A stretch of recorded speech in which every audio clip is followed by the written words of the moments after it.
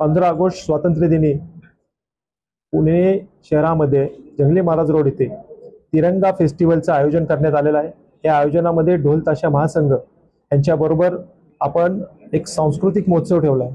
त्यामध्ये संगीत, पथनाट्य, भरतनाट्यम, त्याचबरोबर या देशासाठी शहीद झालेले पुण्यातील जवानांच्या पत्नींचा सन्मान, पद्मविभूषण मुरलीकांत पेटकर व विधान परिषदेच्या उपसभापती डॉक्टर नीलमताई गोरे यांच्या हस्ते त्यांना सन्मानित केलं जाईल।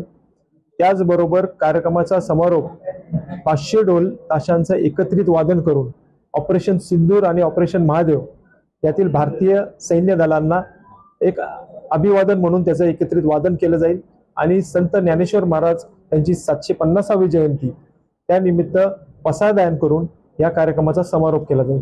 यामध्ये मोठ्या प्रमाणे पुणेकर नागरिकांनी सामील व्हावा। हा कार्यक्रम अतिशय चांगल्या प्रकारे आम्ही नियोजन करायचा प्रयत्न करतोय। एक महोत्सव पहिल्यांदाच पुण्यामध्ये होतोय स्वातंत्र्य दिनाचा, त्यासाठी सर्व पुणेकर बंधू भगिनींनी या महोत्सवाचा लाभ घ्यावा एवढी विनंती करतो।